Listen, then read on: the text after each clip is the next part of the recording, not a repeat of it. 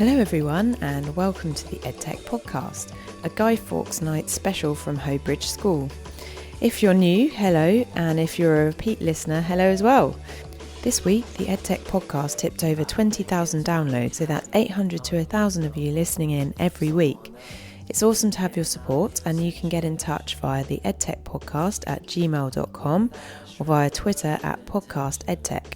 I'd love to hear from you. My name is Sophie Bailey, and today we've got another extended debate for you. Before that, a big thank you to the ASU GSV Summit for sponsoring the EdTech Podcast Web Summit pop-up drinks next week. I spoke to the guys about their event happening in Salt Lake City next May, and everything is already in full swing. The EdTech Podcast will be out there recording and collaborating in the run-up. For those of you in Lisbon next week, come and say hi. The EdTech Podcast pop-up kicks off at Sole Pesca on Wednesday, and a full Web Summit EdTech Trends podcast will be coming out in the coming weeks. All details in the show notes. This week has been pretty full on with 3 nights out in a row, which is as wild as it gets for me these days. My son also managed to give up naps and cover his entire head in pseudo cream, which was excellent. First up on Monday night was a few Hackney Wick EdTech drinks with Joe from ELT Jam and Claudia from Zish. Hi to those guys. Tuesday, a brilliant Thameside reception at the Houses of Parliament for BESA's annual reception. A shout out to Sophie Bessemer from Third Space Learning, who I met there. Finally, if you're interested in the virtues of project-based learning, I definitely recommend watching the movement film Most Likely to Succeed, featuring Sir Ken Robinson and the Khan Academy, which documents high-tech high in San Diego as it goes completely off curriculum, with the various hopes, fears and trials and tribulations of the teachers, parents and students alike. Thank you, Nesta, for hosting the film and the subsequent debate. It is encouraging to witness again and again how passionately the debate of education plays out, with ex-teachers calling that such schools would solve the teacher recruitment crisis, whilst Lord Lucas of the Good Schools Guide sat next to me querying the school approach and arguing that one purpose of a shared curriculum is to instil a set of shared values. He also questioned our ability to accurately predict the future on job automation and questioned the rate of technological change. I was just in full flow quoting Moore's Law when the film began again. This week, I also visited Executive Head Teacher Michelle Thomas from the New Way Federation in Hackney at Graysbrook Primary. Michelle is hosting a Teach Meet in January on the theme of resolutions. What are you going to pledge to change in 2017? If you're listening internationally, send in your pledges to @TeachMeetResolutions or to Podcast EdTech and I will retweet them. For those in the UK, the sign-up is in the show notes, and if you run a service or a tech product you'd like to add to the prizes for the Teach Meet event, please contact me to organise. And finally, on this week's podcast, Textbook versus Technology, recorded at the Barbican Institute of Ideas Battle of Ideas event, and featuring Susanna Goldschmidt from Discovery Education, Colin Hughes from Collins Learning, Tim Oates from Cambridge Assessment, David Perks from the East London Science School, Jose Picado from Surbiton High School, and chairing Harley Richardson from Discovery Education. Although the audio is a bit iffy on this one, going from Dalek to automaton, do stick with it as it gets better with age. And some really interesting points come out, including the extent of political control on textbook content, best methods for retention of information, and can you have a favourite website like you have a favourite book? Do let me know your thoughts, and don't forget you can subscribe or leave a review of the podcast wherever you listen in, and especially on iTunes. Have a great week, everyone.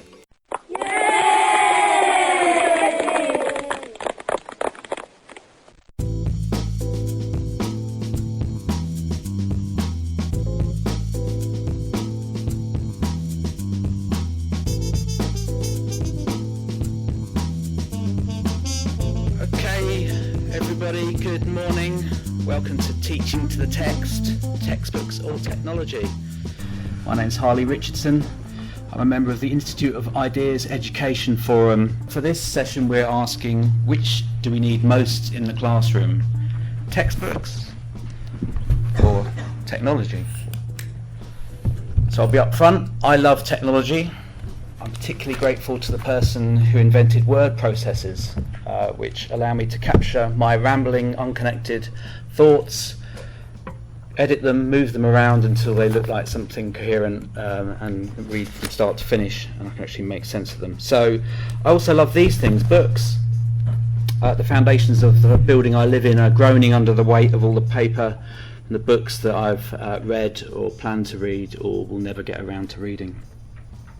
So, textbooks or technology, we could just say a bit of both and go home, but this is the battle of ideas, so we're going to try a bit harder than that and dig beneath the questions that are behind this question. So, I do have to declare an interest before I assume my neutral role as chair for this discussion. My day job is working for Discovery Education, which provides digital resources to schools in the UK, US and elsewhere in the world. Very proud of what we do, and through my job I get to meet a lot of people who are full of the possibilities of technology and trying lots of interesting things in the classroom with digital and other elements of tech. But just recently I was reminded that not everybody shares that enthusiasm. At Parents' Evening I went to a couple of weeks back, many of the parents were concerned that mobile phones were allowed in school because they worry that their children already spend too much time staring at screens and disconnected from the world. So I'm not sure that the argument for technology in the classroom has been won. So I'm very interested in that. And I'm also interested that there's been a resurgence of sorts in the last couple of years for traditional textbooks. Certainly in the eyes of the Department of Education, which has promised to increase funding for textbooks. And that's despite them that they're having largely fallen out of fashion in the UK for a long while. So, which do we need most in the 21st century classroom? We have a great panel to help us explore this question. I'll introduce them in the order that they will speak. So firstly, we have Tim Oates. Tim is the Group Director of Assessment Research and Development at Cambridge Assessment.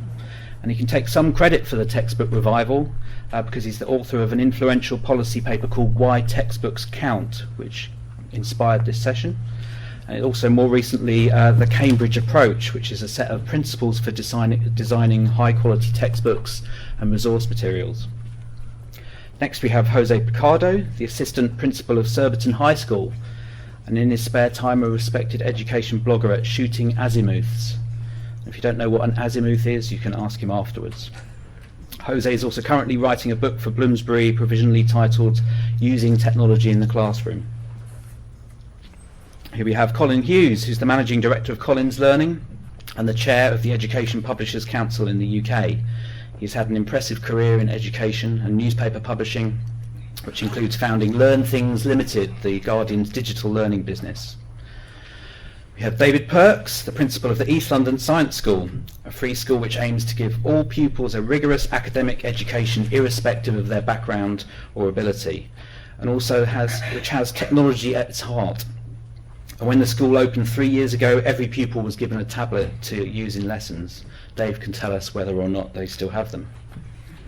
And finally, Susanna Goldschmidt, my colleague at Discovery Education. So I have to be neutral, she doesn't. Susie is an experienced publisher of paper and digital resources for schools. In her current role as head of publishing, she is responsible for Discovery Education Espresso, which provides online resources for thousands of primary schools across the UK and Sweden. So these short introductions don't do justice to our speakers' CVs, but you can find out more about them, all of them, on the Battle of Ideas website. Let's welcome them with a round of applause. Over to Tim. Thanks very much indeed, Harley, and well done for finding the room. Okay, so there may be a danger of an immediate outbreak of agreement on the panel, actually, but we'll try and be a little controversial. There are great and terrible textbooks in terms of traditional textbooks. There are great and terrible digital resources, and there's great and terrible pedagogy associated with both of those. And so that leaves us with some real issues about, well, what constitutes high quality material? What constitutes high quality pedagogy that's linked to those material? And I just want to spend my 5 minutes looking at that. It's interesting. If you become particularly interested in an aspect of the education system and drill down to it and try to understand it, if you're a researcher, you're often accused of being obsessed with that particular feature of the education system. But actually it's really right to do that. I mean, it's right that there are particular technicians that are really good at hydraulics. I quite enjoy that when I get onto an aeroplane. It doesn't mean I'm obsessed with it. It means that I'm really anxious to understand the role and the function of traditional textbooks, understand what they've meant for hundreds of years in order to understand what we should do now. And it's of particular importance because control of textbooks, systematic control, and that doesn't mean necessarily control from the top, it can be controlled by the profession. Control of those materials has played a critical role in reform in certain countries, and that's really important. So the historical record tells us that high quality materials, designed well, managed well, with an associated pedagogy, have played a role in reform. And so the data that show that there's very low level of textbook use in this country, in contrast to places like Finland, Hong Kong, Singapore, is of interest. It's of interest. We need to understand it. And we need to understand why it's a problem, whether it's a problem, or whether it's an asset, and if it's a problem, what do we do about it? So the reason I became very interested in textbooks was that we looked at them and their history in intense detail because we understood, by looking at curriculum frameworks and reform, that they were a key instrument of curriculum enactment in a range of jurisdictions. Had a pivotal role as an instrument of enactment. So we decided to analyse the quality. We looked at over 400 textbooks, and we analysed them using publishers' own frameworks, a kind of information element analysis, to look at the functional elements, and that threw up something very important, that certain materials of high quality, associated with high quality pedagogy, and linked to historical periods of improvement in education systems, and those conditions are in place, there was also a key feature of these materials, that a set of fundamental educational ideas underpinned these materials and were promoted by them. Now, that argues that textbooks are textbooks, but they support a wide range of functions. I'll talk about those briefly. They certainly played a crucial role in Finland, this idea about ideas, when they transformed their system from a selective one to a comprehensive one. The way in which those ideas about comprehensive education were pushed through the system was fundamentally through well-organised materials. Now remember what Rells and Fowles work worlds apart. It is still the case that their finding is true, that the best teachers around the world are those that are most supportive of high-quality textbooks. That seems a counterintuitive finding. And in Finland, textbooks still are seen as part of the, quotes, steering mechanism of education. 90% of lessons are structured using them. So this is a quote from Lucy Crehan's forthcoming book in December. In Finnish schools, the textbook is the main tool. Experienced and skillful teachers have come together, this is a Finnish teacher talking, with the publisher to create an interesting, enjoyable and motivating textbook that is based on the current curriculum. Nowadays, teachers have so many other things to do that planning lessons, I would say, all teachers depend on the materials a lot. I think this system is really typical for Finland and concerns the whole country. Of course, there are some exceptions, teachers who insist doing things on their own, and maybe not even using textbooks. But that's really rare. Who has the time? Now that's interesting. What's the worst thing that can happen in a primary school in England? Ofsted inspection? No. The photocopier breaking at 8 o'clock on a Monday morning. Worksheets, for example, do not allow children to look at what they've done, because they just passed. They're a fleeting experience. Or what they're going to do. Textbooks provide a schema. They provide the shape of the subject. You can look backwards, you can look forwards. Key Stage 3 and Key Stage 4 pupils, who I show some of the latest, very well-designed textbooks to, say, have I got to learn all of that? That's what they all say. And of course the answer is, yes. But they suddenly realise it for the first time. They have a schema for the discipline. And that gives us a deep insight into what we're talking about with high-quality materials, whether they be paper-based or digital. They have to give children an idea of the shape of the subject, both its content and its networking in terms of the way it explores the discipline. They need to be able to look back and look forward. Good digital materials allow people to do this. Bad digital materials have a test which disappears, which a child can never see or reflect on again. So this really means we need to think about principles. And those principles and the functions associated with those principles. And they apply to paper-based materials and to digital materials. What I'll finish on, thank you, is on digital. So I think it's great that Minister Nick Gibb has been extraordinarily engaged with the research on all of this and committed to both supply-side and demand-side reform in respect of textbooks. Let's just look at digital, because we need to understand that it performs differently. The latest cognitive and neuroscience applied to digital shows us that it's different. It has all sorts of affordances that paper don't have. But it's important that Singapore tried to implement digital materials which are an analogue of their paper-based materials, and found it did not support the same functions of learning. So I'm very pro well-designed paper. I'm very pro well-designed digital. But I'm not in the same camp as Richard Coletta, who advised Obama to ditch all paper-based materials. I think that's phenomenally naive, because in doing that, you can actually also inadvertently ditch all of the principles that drive quality in both. Thank you very much.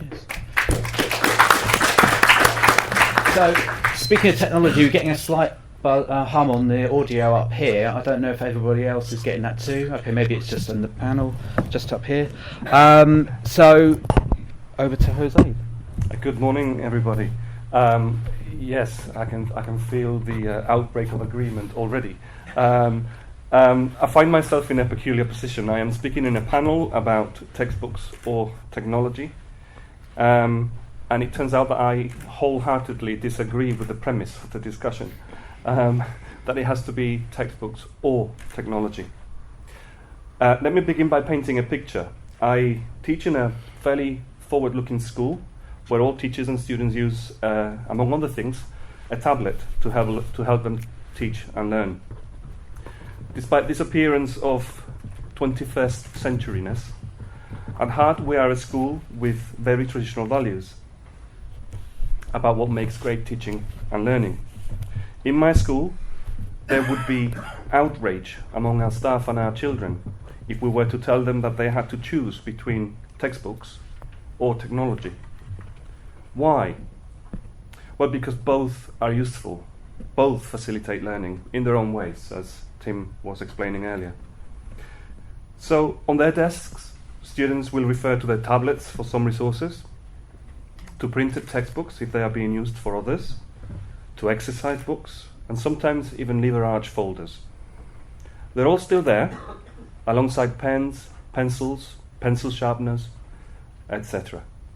It is not print or digital, nor it should be, we think. So while it can undoubtedly, it helps if I can say the word undoubtedly, that's it. Sorry, Spanish in the morning. It can be very useful, whereas it can be very useful to debate opposing topics. The very word debate derives from the Latin for to battle the opposite. So here we are having a battle of ideas.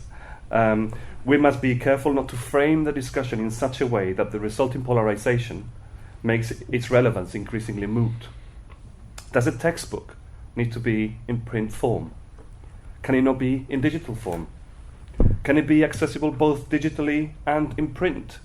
The answer is yes. Why don't we have those resources already available as both? What's stopping the publishers from doing this? Why can't we just print what we require for a particular topic of study, in the knowledge that all the other topics can be easily accessed, downloaded and printed if necessary at any time, providing the scheme that Tim was referring to earlier? So when you listen to people's reasons as to why they say they prefer print over digital, these may range from they are easier to issue at the beginning of the year, but really easier than tapping on a screen, or they are easier to refer back to. Well, have they not heard of hyperlinking? That's how the internet works. You tap on links and you can refer back and forth to things. And some other people will say, in my languages department, they enjoy the smell of paper. So when you hear these reasons, you realize that digital resources are dismissed often for the wrong reasons by people who really don't understand or have a sufficiently good understanding, rather, of how these digital resources are actually used in practice.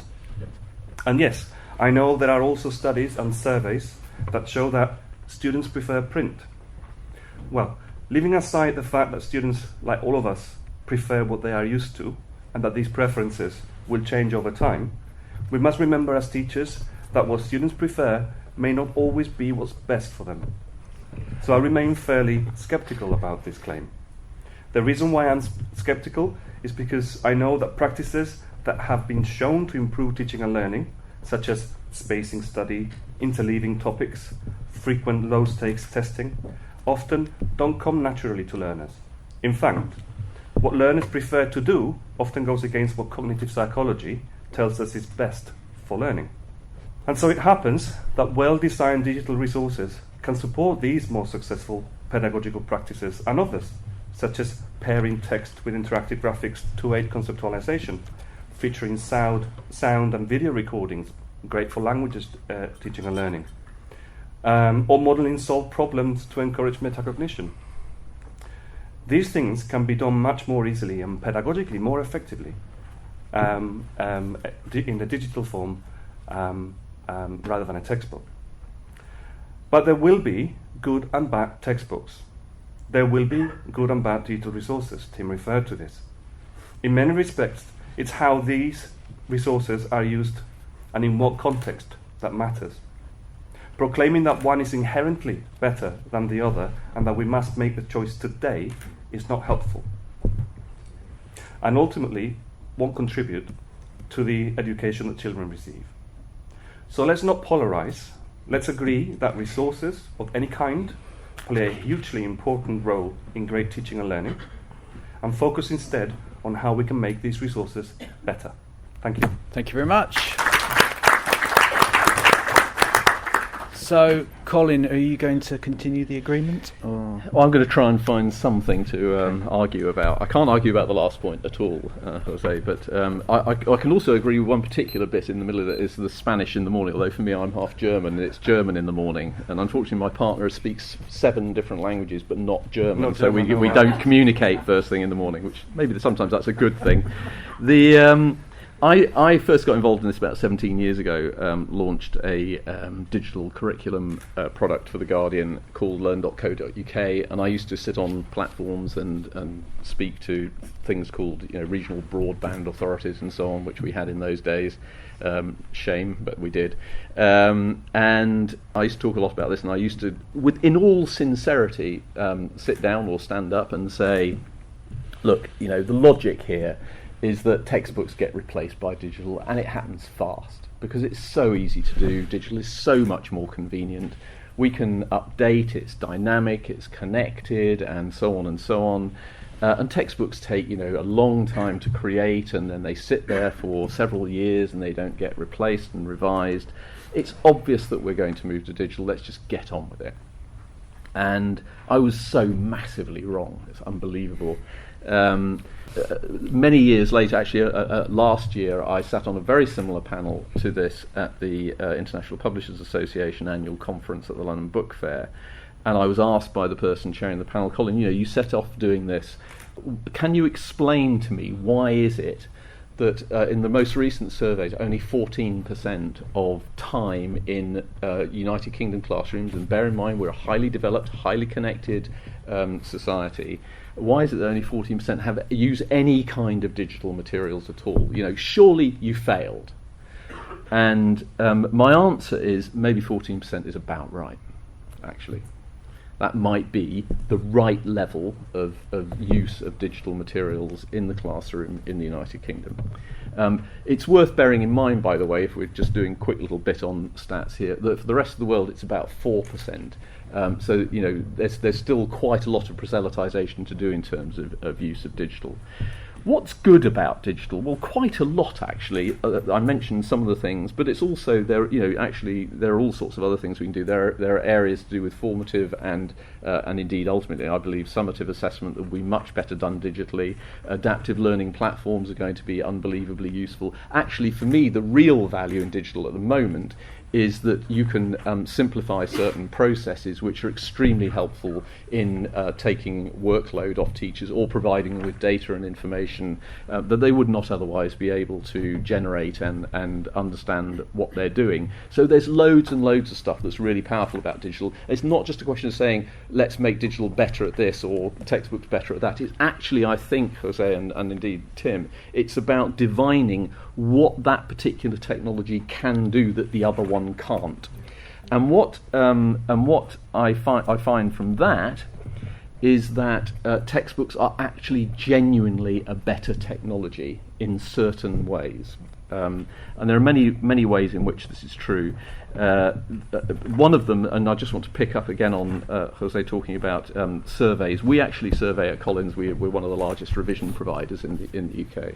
I very deliberately set about surveying every year students, 16-year-old students roughly, about their use of materials for revision, because it's extremely important to us to know what they use, how they use it, etc. And it is true, by the way, that actually consistently the use of print revision guides comes out way stronger. This is counter to everything that every educational technologist will tell you. If you meet people who do startups, EdTech startups, they will tell you, look, all this is going to be replaced. Kids want to be online. Kids want to be using their mobiles. Kids want to be using tablets. You just need to go where they are. Actually, when you ask the kids, why do you prefer to use print? One of their reasons, there are many reasons, but part of it is to do with serendipity of being able to move around a textbook, which is actually a very good thing. But one of the reasons is I do my social life there, I do my entertainment there, I do all that kind of I watch films there, I connect with people there. I don't also want to do my classroom learning there. It's a very, very powerful thing, that, and I think we need to listen to what kids are saying about that. I want to flip back to something that Tim said about it being a key instrument. I think that's obviously. I do think that textbooks are a key instrument in the process, and it's very important to remember that we who create textbooks are fundamentally not simply recreating content in a different order all the time. What we're doing is thinking several layers down. What's the best possible way of delivering learning, and then putting the content into that. But one of the reasons that textbooks fell out of fashion, as I think Harvey talked about right at the very outset in the UK, is that we developed this mad idea that it was an either-or between textbooks and not digital, but between textbooks and teachers. Yeah. That was the problem. Yeah. And teachers were told, actually they were told by Ofsted's forerunners, that if they used a textbook, that meant they were relying on a textbook, and it demonstrated that they didn't know enough about the subject themselves. Textbooks are not a substitute for quality teaching or indeed teacher knowledge. My view very strongly is that we need to get back to a situation where teachers understand what a textbook is, what its value is. I too commonly meet head teachers and deputy head teachers who actually don't know what a textbook looks like and don't have them in their schools, and that's happened to me quite frequently. We need to get back from that. We need to get back from that without having this dichotomous argument between textbook and digital. We need to focus very clearly on which one is good at which purpose. Thank you very much. And thank you also for reminding us that technology does not just mean computers, it can mean things like this. Dave, what would you like to say? So in terms of my understanding of textbooks, so if you come into my office, there's a bookshelf and I have a collection of old physics textbooks that go back many, many years. They are gold dust to me, and they are a source of reference both to me personally but to any child that wishes to have them, and teacher. And my thing about the sort of recent period is that there are no textbooks being produced of that calibre, and there haven't been for a long time. Now I know Nick Gibb and Tim are working hard to change that around, and putting pressure on publishers to sort of buy into that. But I still think we're in a position where the old idea of what a textbook was, as a reference to your subject, has all but disappeared. Now I am talking about particular things, but if you're in the game of physics teaching like I was, I'll just say Muncaster and you know exactly what I mean. There are plenty of other ones that people know because they are like a Bible source, a reference, which you can use with pupils and yourself. And that's something that we've lost. It's literally not there.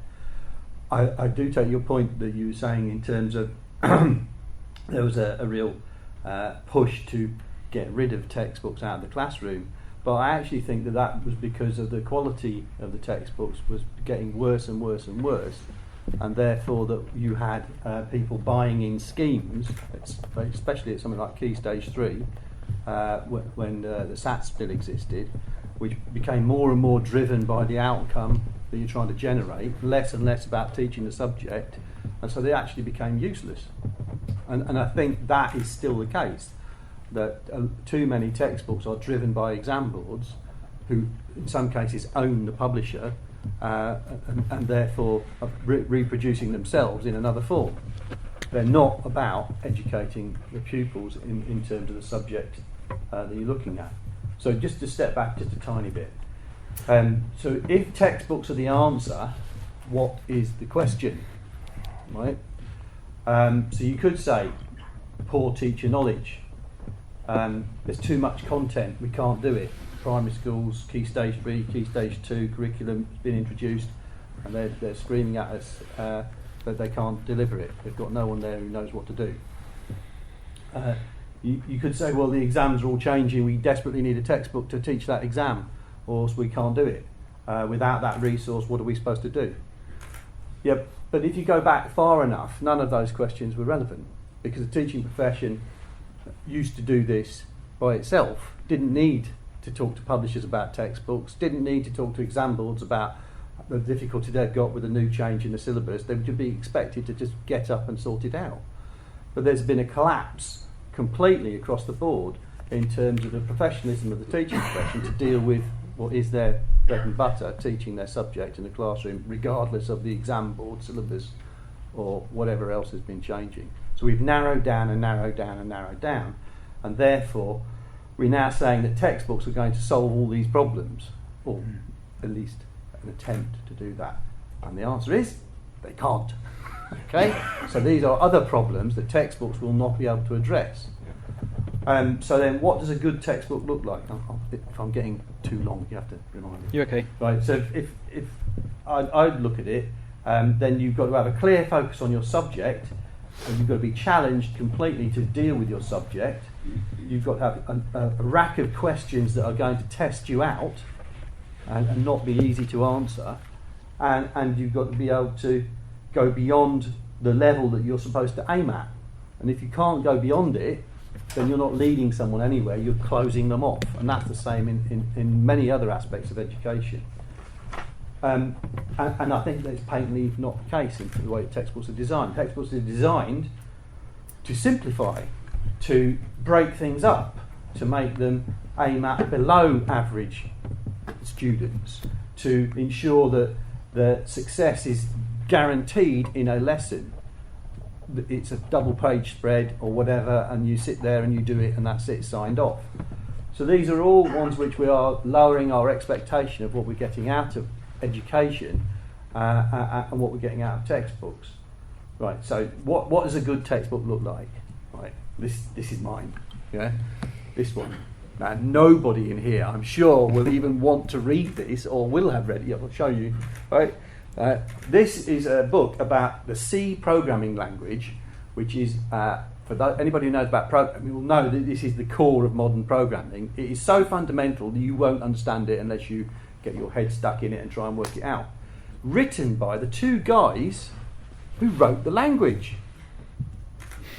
And this was not designed to be put into a school, probably not even into a college. This is designed to go into the hands of industry guys to say, well, this is the language we've written, do what you will with it. Right? And they did. They wrote Windows with it. The early version of Windows was based on this, and everything you know about computer programming and everything like that is out of this. That, if you are an individual and pick that up, you can learn that language if you're so dedicated to do it yourself, or you can use it as a guide, within a different context.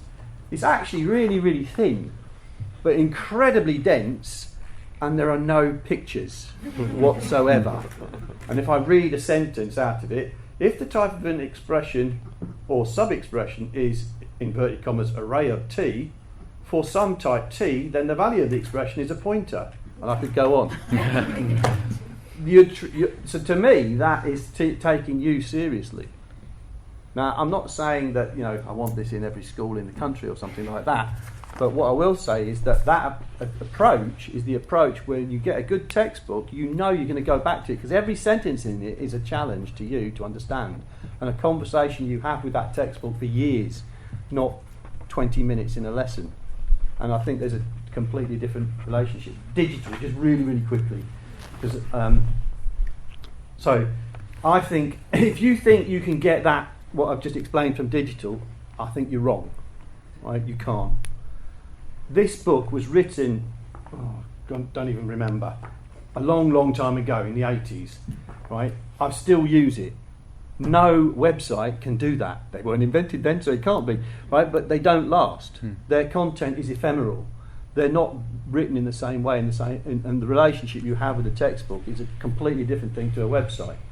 I'm not saying you can't get stuff out of websites, you can, but I don't see it in that way. I think the whole premise in which digital has been designed is ephemeral and is not long-standing, and therefore we've got a problem in the way in which we design things, and that's kind of like a very simple way of saying a more complicated thing. Okay, thanks. And how are the iPads, the tablets doing in your school, if you don't mind me asking? They're mostly broken.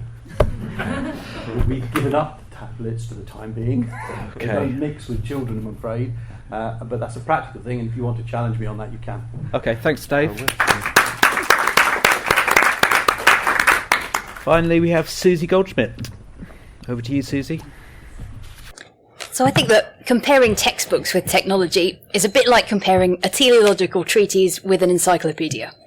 One of them serves, and I think here I differ slightly with Dave, one of them serves a practical purpose, to set out the knowledge and skills that lead to a particular level, or a fixed endpoint, whether there be an exam at stake or not. So it could be setting out the knowledge that you require for Key Stage 3, or the knowledge that you need to pass a GCSE. Whereas the other offers the possibility of an unfettered journey through knowledge, guided perhaps by external direction, or maybe even just by your own interest and inclination.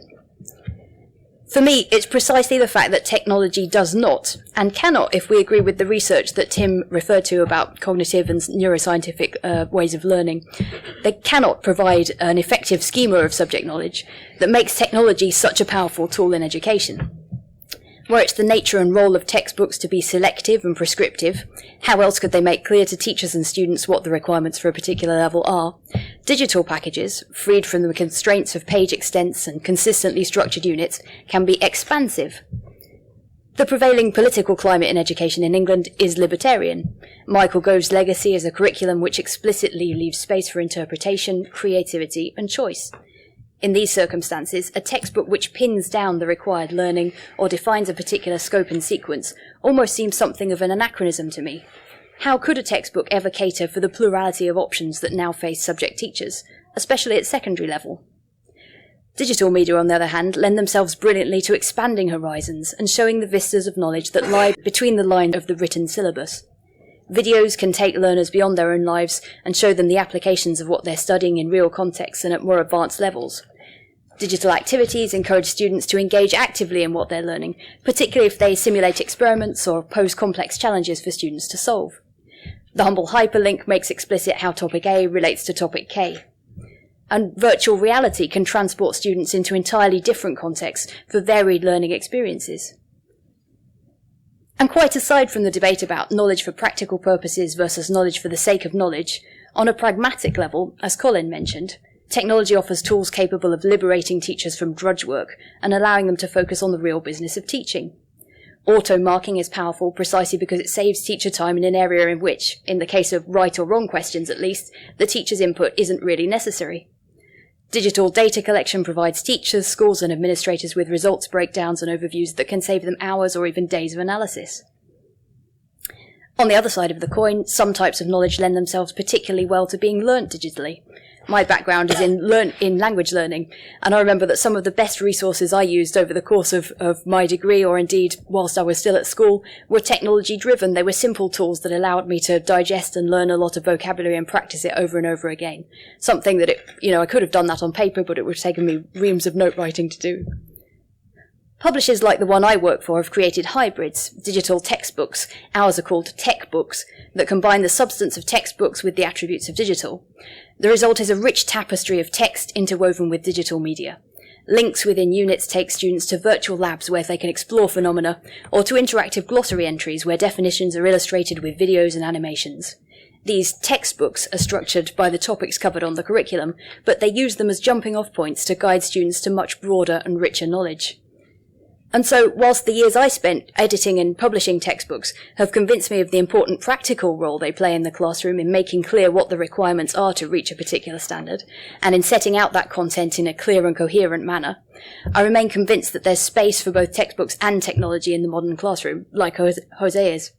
And though I know it's become something of a cliche now for those in favour of digital resources and 21st century skills to point out how closely today's classrooms and teaching instruments resemble those of the 1900s, whereas our workplaces have changed beyond recognition, I nonetheless think it's relevant to consider the role that schools play in preparing students for working life. When was the last time you sat down in your office to write with a pen and paper? So let's not be reductionist in our assessment of what students are at school to do. School's not just about learning what the curriculum stipulates should be learnt, it's also about expanding horizons, transformative experiences, developing one's own interests, and even gaining some gentle preparation for working life. So, like several of the panellists so far, I'd like to say in answer to the question, textbooks or technology, resoundingly both. Thank you very much. Okay, at the two ends of the panel, I think we had a slight difference of view. Tim was talking very much about text. That one of the advantages of this is it gives you a sense of the shape of a subject and sort of what you've got to get to grips with. Susie just talked about an unfettered journey through knowledge, and in schools in the last few sort of decade, we've had a lot of people arguing for cross-curricular learning, so breaking down boundaries between subjects and so on. And as Tim hasn't spoken for a little while, I just thought before we go out to the audience, just see if you've got any reflections on that. Okay, well the good news is I disagree fundamentally with that notion that rich, expansive experiences in education can be optimum for children. They can be extremely helpful, but at certain stages in understanding they are not optimal at all. And the reason is this: the very best teachers remember what it's like to not know something. The worst teachers can no longer remember what it's like not to understand the thing that they're trying to explain.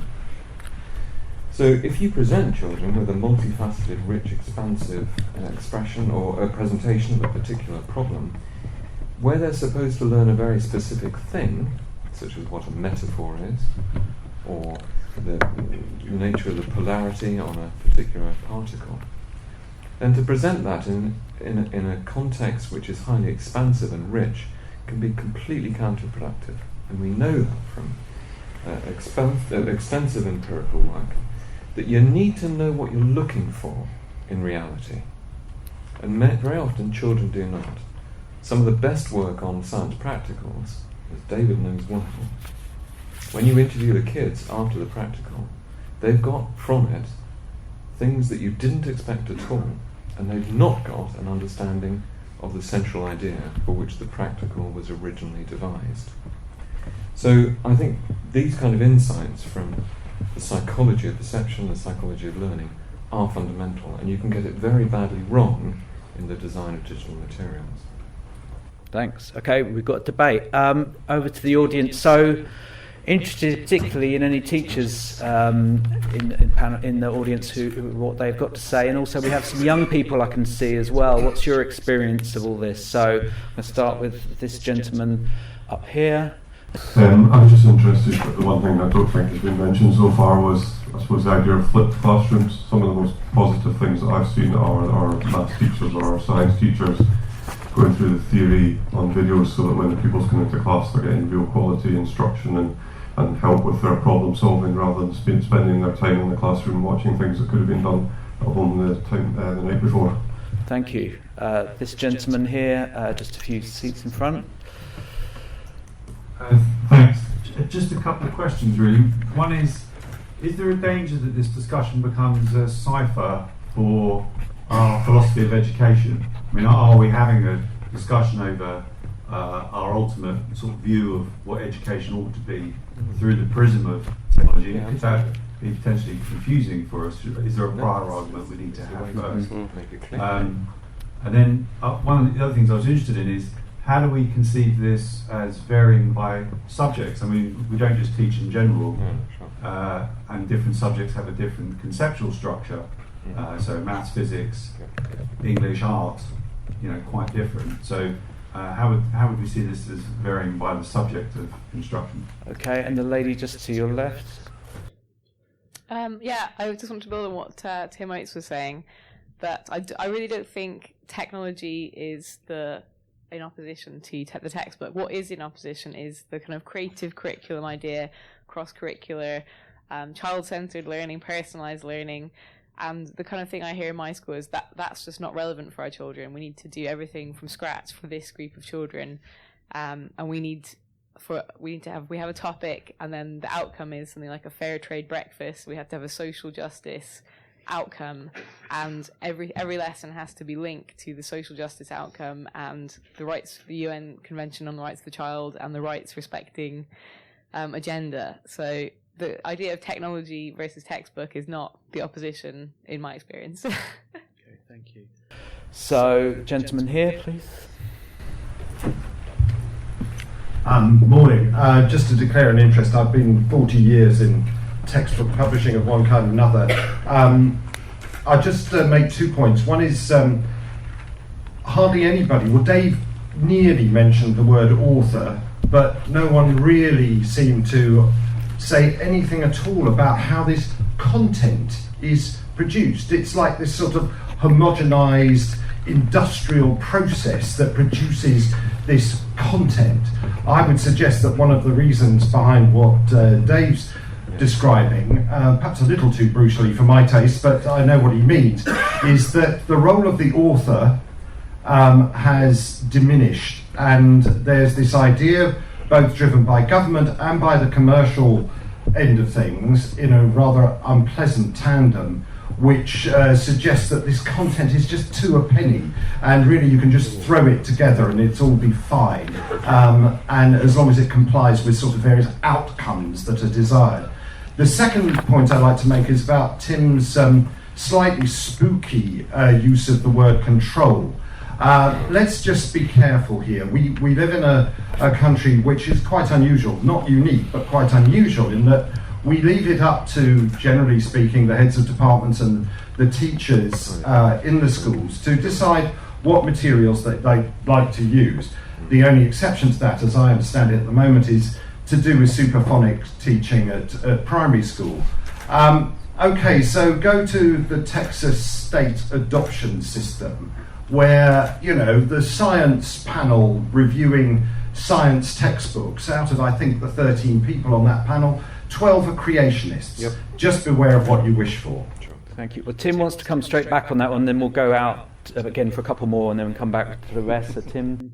Yeah, very quickly. I mean, the word control is very problematic, and I use it very carefully. I mean it in Bill Schmidt's sense of the importance of making sure that different elements in the system align. And that alignment needs to be effected through curriculum control. And that may or may not be done directly from the top, from the state. I've been absolutely astonished at sitting in rooms with Colin over the last 2 years, discussing the quality and the absence of quality previously in textbooks in this country, and the rise of the very dysfunctional instrumentalism which Dave actually outlined extremely clearly. What I've been amazed by and incredibly impressed by, and I don't mean this in a patronising way, is the extent to which publishers have said, yes, the situation in England has given rise to this poor quality for a whole series of reasons, and we're going to take it by the scruff of the neck and grapple with it. And they have done. The quality of the most recent batch, most recent generation of textbooks which has been coming out of Collins, Hodder, CUP, OUP, they're amazing, and they've been created by the publishers, as it were, self-regulating quality. It is about control. It's about very carefully aligning the textbooks with a pedagogic model and with specific understandings of content. It's been supported by the state, but not operated by the state. So I think the word control is problematic, but I don't think it's spooky. It talks to this idea of curriculum alignment. Okay, Dave was desperate to come in as well, so I think we will go with the panel. Dave? There's tons of things on the table now to talk about. I think Toby's sort of point about the prior argument, I think is really, really important. It's that if you come at textbooks or digital media with the idea that you're trying to move away from subject-based education, then the result is going to be obviously different than if you focused on subject-based education. And I think the thing is that digital, unfortunately, makes it much easier to break the idea of subject-based education by claiming that you can open things up. And therefore the natural response is to do that. I think that's a mistake. I think you can't actually achieve what you're trying to do if you do that. And what you end up doing is then, in the worst examples, is you end up with people coming to you from a publisher, digital publisher, saying, I've not only given you some resources, but I'm telling you how to teach as well. And that has happened time and time again, where you get someone coming, well, here's your scheme, we've done all your lesson plans, we've done all this, we're focusing on these areas of the national curriculum or wherever else it is, because we think these are really important. Excuse me, there's alignment that goes a bit wrong. So I think there's a debate there that needs to be had more broadly about what we mean by education, and therefore in that context then work with it. And that's what Tim's trying to talk about. He's been doing with publishers, but I don't think that's universally the case. And a couple of other little bits on this. The sort of author point that Philip raised, I think, is really, really important, because what actually you do when you engage with a textbook, a substantial textbook, is you engage with that author's view of the subject. And that is only one person's view of it. It is true. But it is really important that you do that, because then you're getting a coherent and consistent view that can be argued with. Whereas if it's mandated, by committee that this is the knowledge that you should learn, and it's truncated and it is not taken anywhere, there's a cap put on it, you've got nothing to argue with. That textbook is not going to work. It's just going to be deliver and then chuck it away. And I think there's a complete difference between the two things. So I think Philip's really, really right that we've gone away from the idea that there were people who used to write textbooks because they meant it. And now we're sort of trying to craft these things out of committee, and I worry about that. Colin, yes. Yeah, just Philip is of course right about that, but the single biggest problem with the quality of textbooks is actually that we have to produce textbooks that deliver to exam boards. When you go and talk to teachers about textbooks, they have no idea that our textbooks, your textbooks, as were Philip, and indeed I'm sure your content, Susie, is almost entirely written by very high quality teachers who are extremely experienced in their subject. Always have been, and absolutely emphatically are today. And many teachers are still shocked when you explain that to them, how it actually happens. And they ask, why isn't it more individual? And the answer is very straightforward, is that we're absolutely obliged to deliver a particular system. But most importantly, at the higher levels, we're absolutely required to do things according to the way exam boards want them done. So in some sense, the teachers are actually experiencing this correctly. Their judgment is that we create textbooks in cahoots with exam boards. Well, we're obliged to, because actually they won't buy them otherwise. If we do what you want to do, Dave, which teachers won't. If we do what you want to do, which I would love to do, which is to be expansive and expressive about the subject, I can assure you that the overwhelming majority of teachers will not buy those textbooks. What they want and what they are required to get is textbooks that deliver precisely, and this is the crucial bit, and only what the exam boards want them to. You don't get the textbook endorsed otherwise. The single best thing we could do, and we are going to get controversial now, the single best thing we could do to improve the quality of textbooks from the point which we have now arrived at, that Tim covered earlier, the single best thing we could do is get exam boards out of the business of textbooks. Right. Totally out of it. Not only through ownership, but through endorsement and the entire process. There should be complete separation between, and actually, by the way, Singapore, for example, does have a total separation between the two. Absolutely critical. What we must not do, and again, being controversial slightly on the control question, by the way, Tim, I do understand your differentiation about what your use of the word there. But I am nervous, along the lines that Philip is nervous, that actually, by the way, Philip, we are just about to have a second arena of the curriculum that is about to be controlled in the way that you meant, which is the teaching of mastery maths at primary school, that textbooks that are not subject to panel agreement, a panel chosen by politicians, will not actually receive funding for purchase in primary schools, exactly the same way that phonics worked. This is just the door opening to state control of resources in schools, and I think we should be anxious about it. I am not flatly opposed at the moment, but I am actually genuinely quite concerned about where this may ultimately lead to. The degree of control is getting stronger and stronger and stronger. Very quickly to your point, technology, books vary by subject massively. Absolutely, totally agree with that. Okay, thanks. So we need a sort of church and state separations. Sounds like that of exam boards over there. Jose? Yes, I'd like to come back on a couple of things that the audience has picked up, and also some of the things that the panel have mentioned as well. I too agree that different subjects will use different resources in different ways. I think we have to remember that textbooks and digital resources don't exist in isolation of the curriculum or the teachers, the subjects. Having discussions like this can risk being very prescriptive and making proclamations about what's best. In fact, I believe in something called professional judgment, and I would encourage every teacher to be an expert, who is an expert in their subject, to apply professional judgment when it comes to using textbooks or any other kind of resource. There's also the mention of flipped learning earlier. A gentleman over there mentioned flipped learning. I think this is another discussion that can be polarized very, very quickly. Flipped learning is better than ordinary learning, and so on. Just explain what's flipped learning. Yes, indeed. Flipped learning is. I think the gentleman did a good job of explaining what it was earlier. Is when you. It used to be called setting prep before, when you used to set the homework before you taught a topic. This is something not new. It's not something that that's been brought with digital technology. This used to happen when I was at school, before I ever knew what a mobile phone was. So these things have always happened. The purpose of flipped learning is that you teach you perhaps show a video to the children, or point the children to a video that explains the topic. So when you go to the lesson, you can actually deal with that topic and any problems that the children may encounter in understanding that topic. The teacher is actually there to help the children. Whereas if you do it the other way around, if you explain the topic in a lesson and then set some homework, and the children then struggle with that, the teacher is not there to help them. So it makes sense.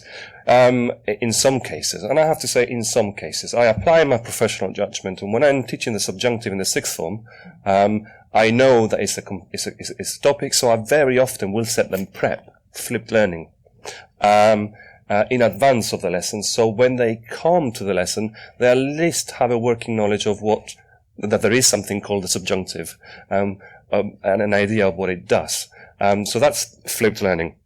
So anyway, the point I was going to make is that we can risk polarizing the debate with flipped learning and ordinary learning, and I think any teacher would be best served by using flipped learning when it's best for a particular topic, or in your experience, when has it worked? When hasn't it worked? We can't really make the claim that it always works better than. So that's the point I was making about flipped learning.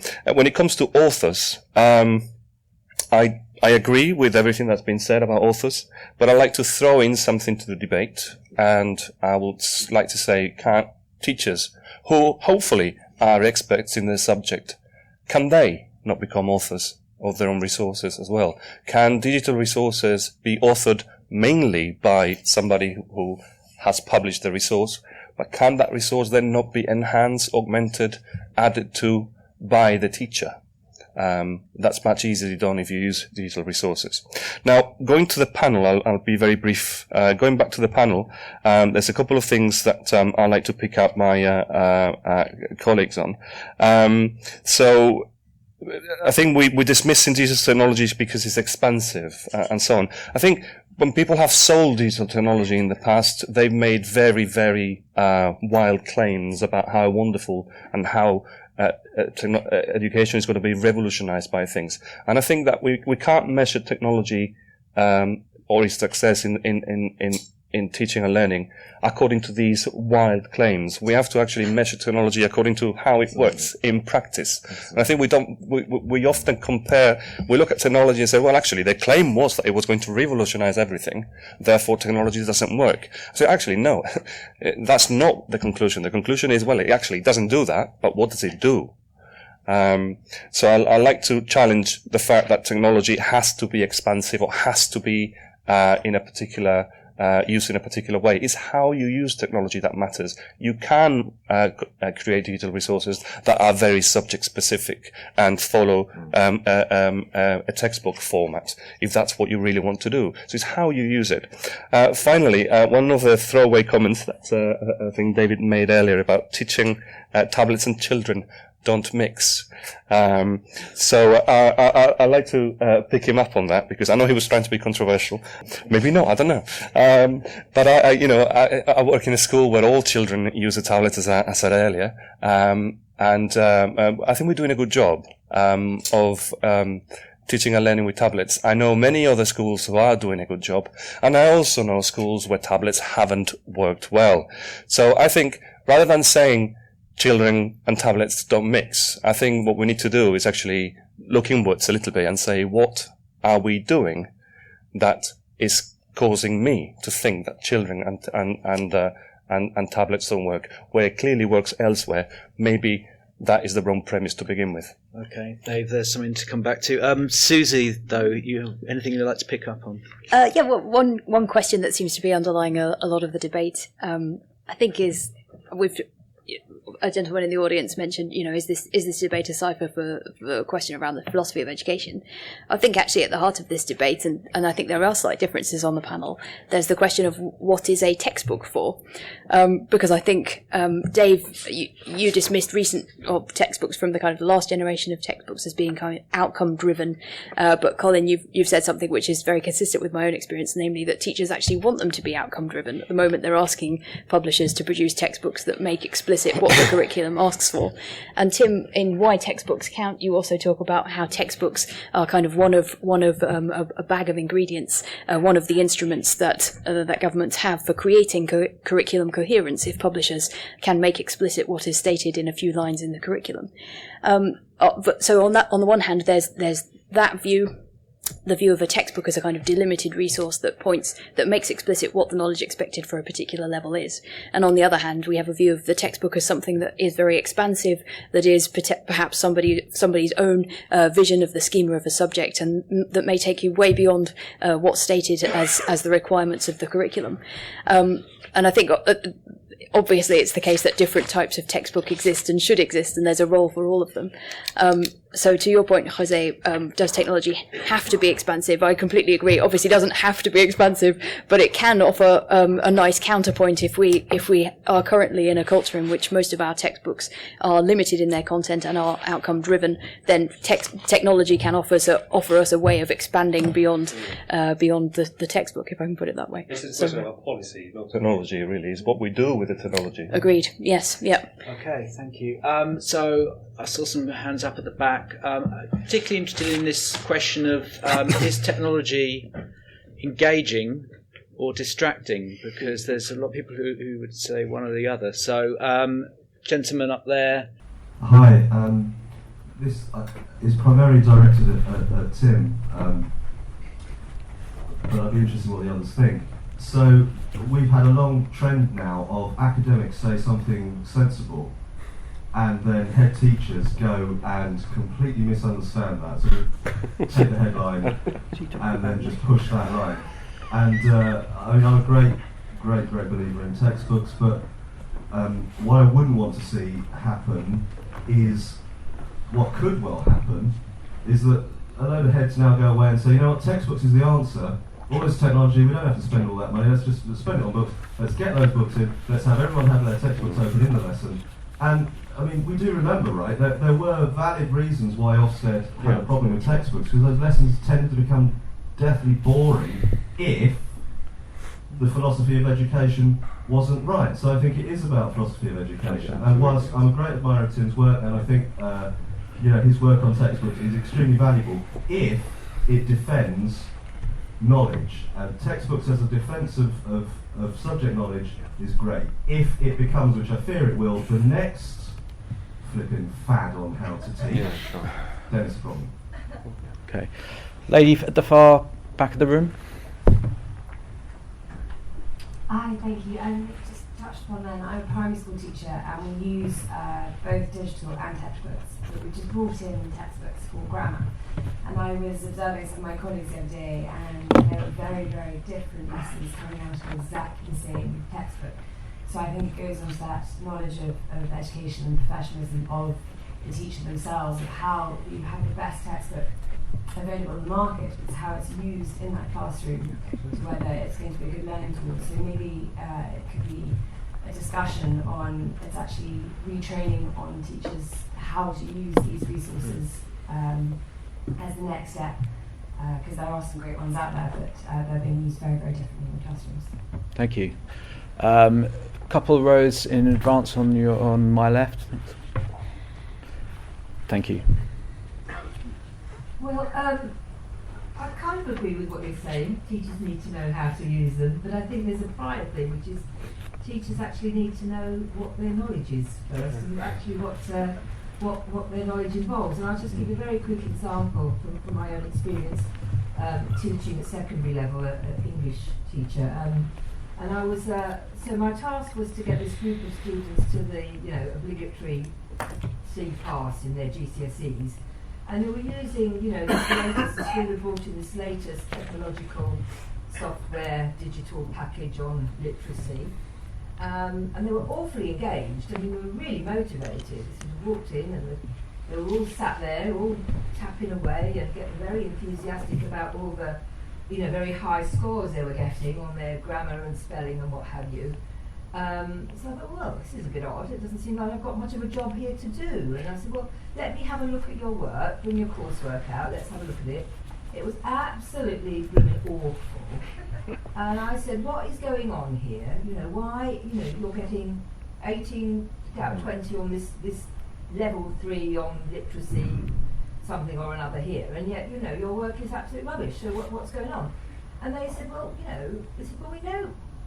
we know we can spell, we know how to use that bit of grammar, so why do we have to do it again and again? Which alerted me to a problem of a really different sort. The problem wasn't sort of one of that kind of immediate, empirically observable propositional knowledge. It was a deeper problem that this group of students in their educational life had not really been introduced to the idea that writing was actually a very potent, powerful and transformative way of expressing their own inner ideas, and by doing it properly they can improve it, they can talk to the teacher about it and really kind of use it in a way they had never really thought before, which was, unfortunately, as we know, very instrumentally, like you want to do well in literacy to get a job and all the rest of it. And then what that then secondly, following on from that, I thought what this group of students do not need is either another textbook with more grammar and literacy or another software package with grammar and literacy. What they actually needed was poetry and creative writing so that they could get a sense of their own subjectivity being able to be made objective through good writing. Thank you. Take a couple more. Maybe a few more than a couple. So the gentleman here, got him, thank you. Yes, hi. I think that really interesting discussion, by the way. I didn't expect it quite as systematic as I have been. Good stuff. A couple of points. I really agree with Dave's point about, and I think it's been accepted by the panel, the quality of textbooks in recent years has been shocking. When I became a history teacher, I was astonished by the sort of the lack of content really in the books that I was expected to use. Just loads of pictures, awful questions, quite often 3 for a lesson that kids could do in 5 minutes. You were just compelled to go away and do extra stuff. You just couldn't, unusable. It's different depending on what subject you're teaching. But in the history area, I also looked at some of the old books I'd still kept from years ago, and the difference was amazing. The content level, what was expected, it was really astonishing. And I think it's not been picked up on, but it was a disgrace really that the books were so poor, and what we were expecting of students was so limited in the content of the textbooks. I think there's an interesting question that's been raised about whether we even need textbooks at certain levels. I hadn't really contemplated that as a thought, one of the interesting things. Again, that made me think about my own A-level history experience. Well, we didn't use a textbook, we used original authors' books. Alan Burke, Portrait of Tyranny, I think it's called, I can't remember exactly, was something that sticks in my mind still. It's an original adult book about the rise of Hitler. Do we need a textbook at certain levels? I'm not sure. Okay. The final point I'd like to make is about technology. I think it is a bit early to say what the potential of technology. I love reading books, but here's my Kindle, right? And I think it's a fantastic bit of kit. I've got 100 books on here, at least more now. I can index pages, I can look up words, and in relation to education, I think it's the case that people talk about.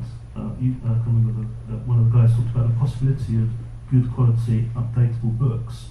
It doesn't seem to be that they're actually produced yet. I teach politics, and that always needs updating. And it seems to me that publishers actually have got a bit of an issue in working out how to monetize kind of digital resources, which could be really flexible in areas like politics, to be continually updated. Okay. On the device. Okay, thank you. Fantastic. I just don't think we're there yet. So I think it's too early to tell, but technology could really be brilliant in a way some people. Thank you very much. We had a couple more down here, and I'm very keen. Students, tell us what you think. So, gentleman just there. Thanks. I too found it very stimulating debate. Okay. I think you slightly fell prey. Michael Barber has that wonderful expression, the false dichotomies of education. I think some of the discussion here has highlighted that, because I don't think it is either or. Yeah, sure. I think it must be both. But you've touched really well on this issue of quality. When I worked for 20 years in financial public relations, I now teach year 5 in primary school. And when I sat the teacher's test to see if my subject knowledge was good enough, I'm surprised that there were mistakes in those papers, Pearson. And then when I started using textbooks, I was surprised how poor quality they were. And then when I started to explore the TES website, I was appalled at the quality of some of the materials that teachers themselves produce. So for me, it all comes back to quality rather than either or. Okay, thank you. And then lady just behind.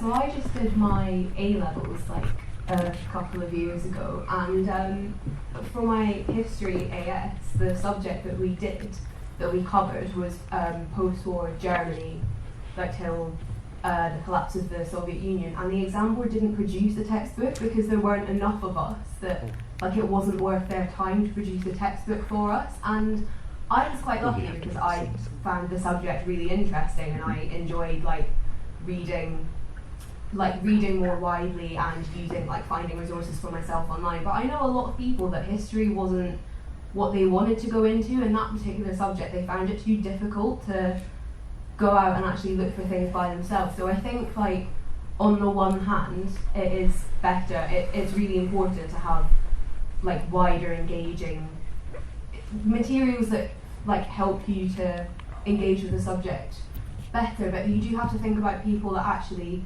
they're just doing it because they have to pass, they're doing it because they won't be able to do, I know medics that did history A-level, and they did need that textbook, they needed that kind of guidance. So I think what would be the way to bridge the gap between making sure that people are engaged and reading further and also being able to pass their exams.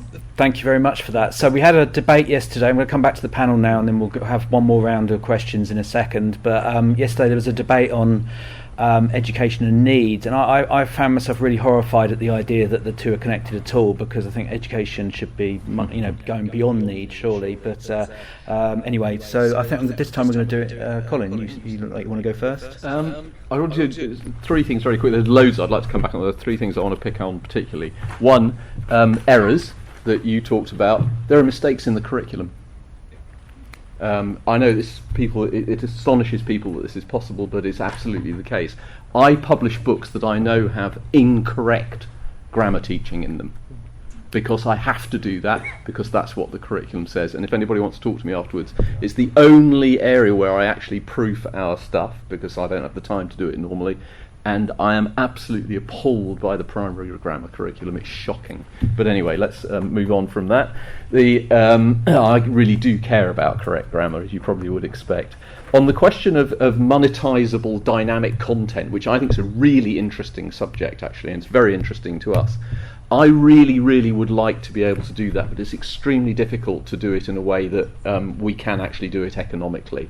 And the point about teacher-created content on things like the TES, it's not just that it's often not very good or it's wrong and it's risky to rely on. It's also going to Tim's really important work on the fact that you are creating a system. It's completely unsystematized. It's got no consistent pedagogy behind it at all, and that is a real risk. But I also just want to talk about and just to sort of take you to task a little bit on the Kindle thing. It's not really taking you to task, but to make a point. I work for a publisher that also is one of the world's largest publishers of novels and non-fiction trade publishing. And when I started working for HarperCollins 4.5 years ago, there was a massive, steep upward trajectory of the purchasing of novels for Kindle. In women's fiction, actually, for us, we were the largest, proportionally. It actually went to 52% with women's commercial fiction at one particular point. This was about 2.5 years back. Actually, there is either a plateauing, or indeed it looks at the moment as if there is a very gentle decline in the purchasing of ebooks. And I think there's a really good reason for that, and actually there's quite a lot of research on this, that the experience of screen, reading and consumption is fundamentally different from the experience of the reading of print. And that is why I made that very quick throwaway comment in my opening remarks. Books are a different and excellent technology. And actually it's not just book obsessive like me who like sniffing the spines of books because we're weird. It's actually people generally find that books are an amazingly gorgeous way to consume stuff in lots of different contexts, on tube trains, on buses, lying on beaches, whatever the context may be, or sitting at home revising for their A-levels. They just happen to work in certain contexts, and Kindles work in other contexts. And it's just not surprising. The users work it out very quickly for themselves, what works and what doesn't work. So that would be my main argument. Thank you. On that. Jose wanted to go next. Oh, thank you. There's a few things. I'm afraid I've forgotten the names, which for a teacher is a terrible thing to admit. But I think the lady up there said that the teacher needs to know the stuff, essentially, for lessons. I mean, we can all agree with that. It's absolutely essential. Teacher knowledge is paramount in the quality of instruction, but I think there's more to this than just teacher knowledge. I think there's more layers. I think a teacher only needs to know the stuff. The subject knowledge is always very important, but it's also very important that the teacher is aware of how to teach the stuff. Is the pedagogical content knowledge. So not only do you need to know your subject, but you need to know what are the best ways to teach or learn. You need to be familiar with this.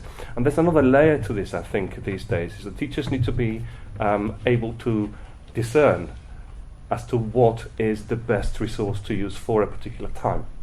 And sometimes this resource is going to be a paper book. Sometimes this resource is going to be electronic. And I think it's paramount that teachers are able to understand when one resource works better than the other. Because if they don't, and they just say things like, a paper is always best, then you're not doing your job properly.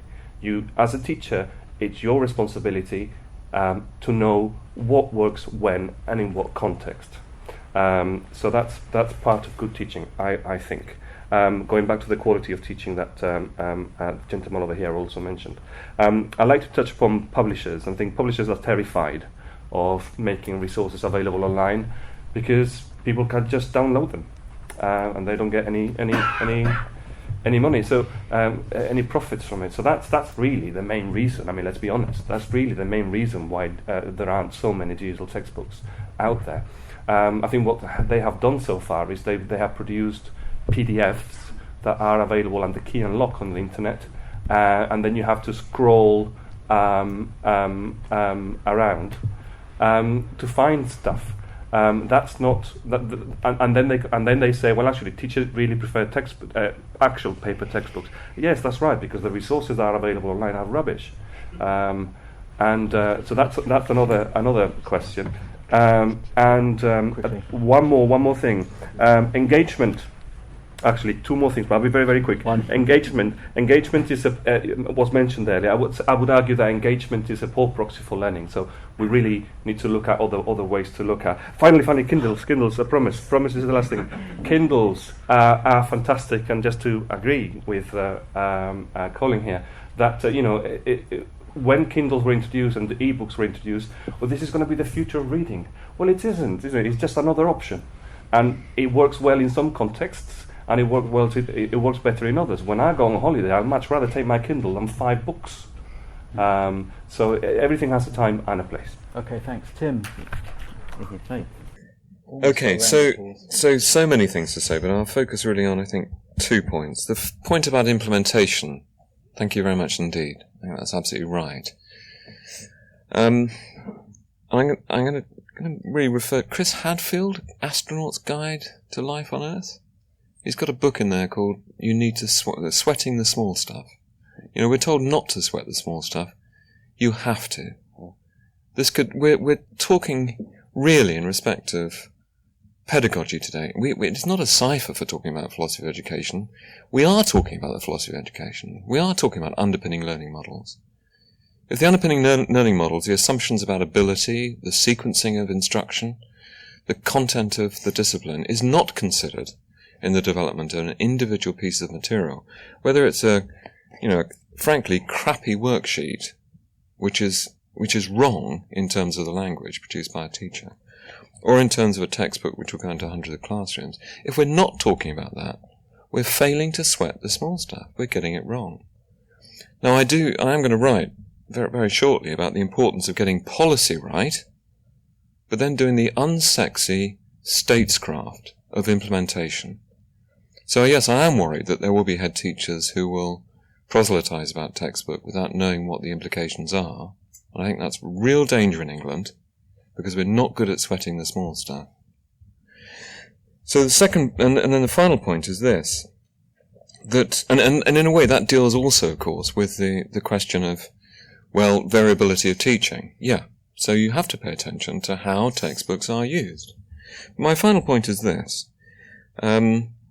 that around the world I see all sorts of different processes of adoption. Yeah, in Texas, yep, loads of creationists on the textbook of approval panels, probably reflecting the number of creationists in Texan society. There's a bit of a challenge for us. Really crucial in what textbooks we should select and why. When we look at the textbooks in the highest performing systems that do extraordinary things in terms of equity, I mean, they do amazing things for kids irrespective of their social background. We find some extraordinary stuff.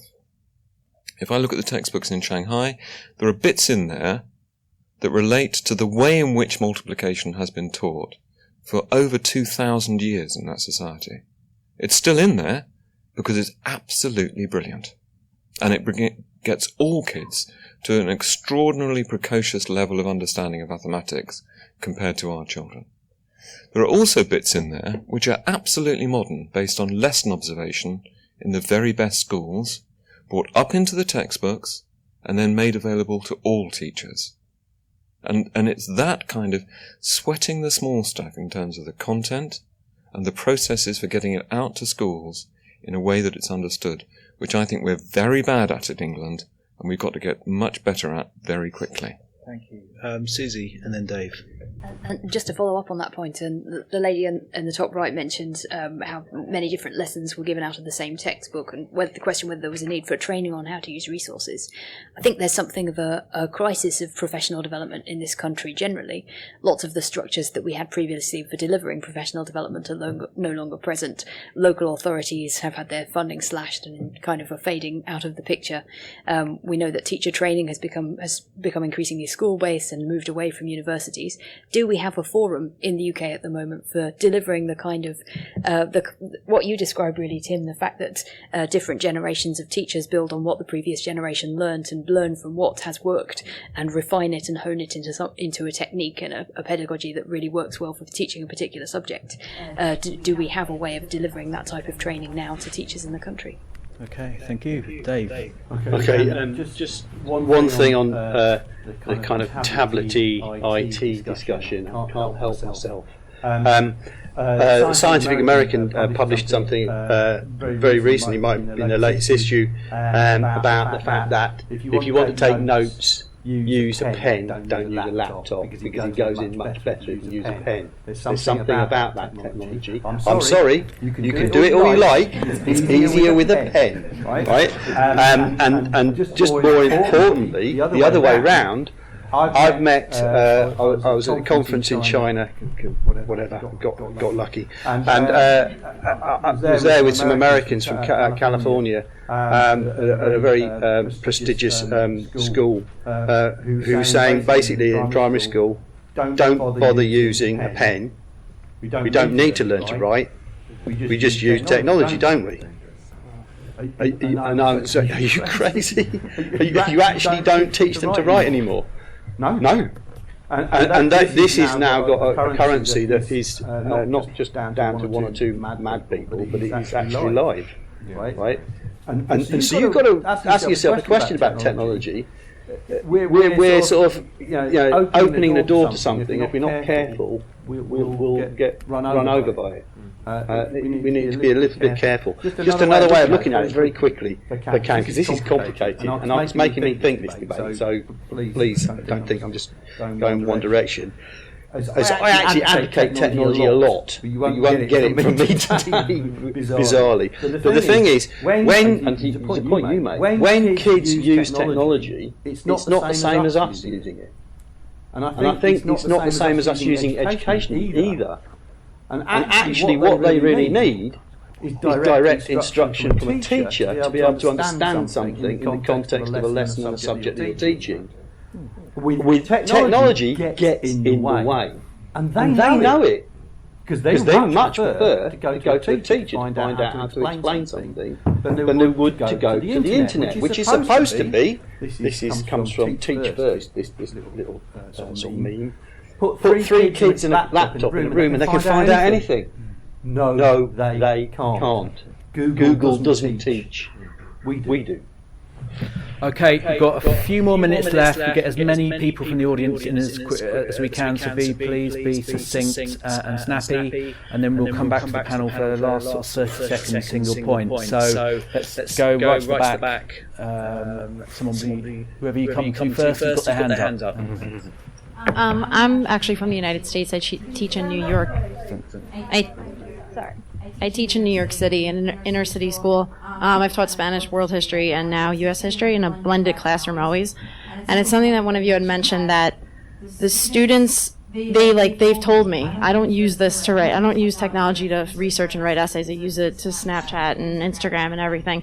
When I use it in the classroom, they're very engaged. But when I ask them to do an assignment at home, it barely gets done. And I know homework is always a struggle, but I'm wondering if it has something to do with the fact that when they're at home, it's their social time and not their, it's not work time. Could you please stand? A colleague of Harley's and Susie's. He's my boss. Education. A couple of observations. Tim, you referred a long time ago to budgets to America, saying get rid of paper. Don't know, but that could be something to do, my American colleagues tell me, with the budgets in states for adoption cycles and the margins that traditional publishers like to charge. Colin, the Kindle effect, women's commercial fiction. I think we know that as the 50 Shades of Grey effect, and that doesn't mean that it was before that. It was before that. And books are going to be more digitally in the future. I think it took the audience to raise the question: what's the purpose of education? And I think that I think Jose, you said that engagement is a poor proxy for learning. I hear everywhere that there's a crisis of engagement in secondary schools, and I would say learning doesn't happen without engagement, and engagement starts with a good teacher, not good resources. But without those resources, you won't take that engagement on. Dave, how's your 35-year-old textbooks chapter on the Large Hadron Collider? Okay, thanks. How is it on cosmological navigation? Okay, Louis. The discussion in your school on the Zika virus is genetic modification without the cost of the internet and curated resources. Lewis, thanks, cheers. I don't often get to tell my boss that, but there's two, I think, just there, and then we're done. So very quickly, please. Funny one to end on. Serendipity. It's a funny thing of this. I think that if you want to chance into knowledge that you don't know, how's the best way to do it? So most people think, well, you just go on the internet and Google or whatever. No, you can't, because you don't know what you're looking for. Actually, my favourite thing is still go in the bottom of a really good bookshop and just go through the lot. Yeah? One of them is what's that? Right? Or even read a textbook that's a really good textbook. I've no idea what this bit is, I've never read it before. I don't think at the moment technology allows you to do that. Okay, Colin? Yeah, I love the serendipity point. I'd really like to bottle, I don't know what your name is, the woman who stood up in the middle there with the glasses on. Yes, that's it, you with the hand up. I'd really like to bottle what you said and take it away and play it back to nearly every secondary school in the country, because you absolutely encapsulated why textbooks work. That's exactly the argument. My biggest worry, and the thing that I would want to part on, is what we should be anxious about here is not the business about quality textbooks and quality digital material. That is happening, I absolutely guarantee it. My worry is policy that will push us towards the lowest common denominator, as is very often the case in the education system. We need to be very careful not to let that happen. There is a real risk of that happening. Brilliant, thank you. Jose? I'd like simply like to reinstate my original point, which is that it's not about whether one is or should be better than the other. I think even here in the panel, there's been a little bit of a disagreement, which is probably a good thing. Particularly, the one thing I would disagree with is the fact that the examples that have been used, for example, to illustrate how technology doesn't work. So we still put technology in contrast, in opposition to teaching. So we think that technology, when we decry the use of technology, sometimes we say, well, actually, you put children in front of a computer, they're going to learn worse than in front of a teacher. Well, of course they are. My point with using technology is not that. My point is that when a teacher uses technology properly to teach the children, that's when they learn better.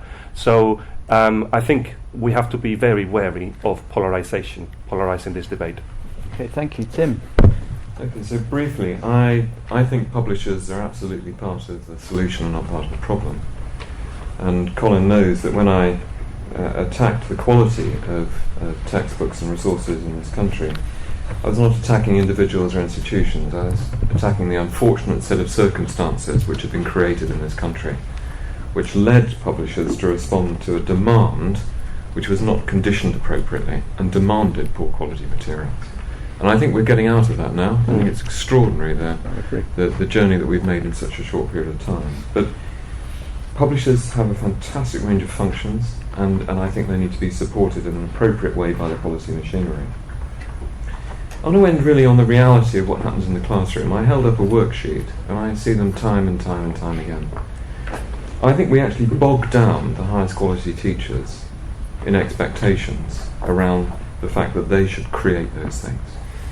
And then actually, by the absence and the poor quality of the materials that have been available previously, we've actually prevented good teachers from doing their job, not enabled them.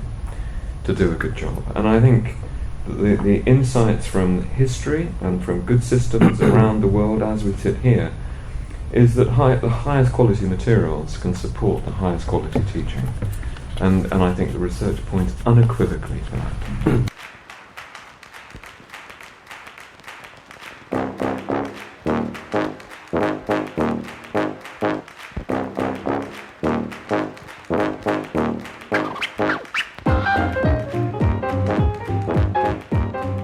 Thanks for listening. Over the next few weeks, we've got more insights from senior leaders within UK schools, Global Teacher Prize nominees from Finland and Japan, and what EdTech trends have come out of Web Summit.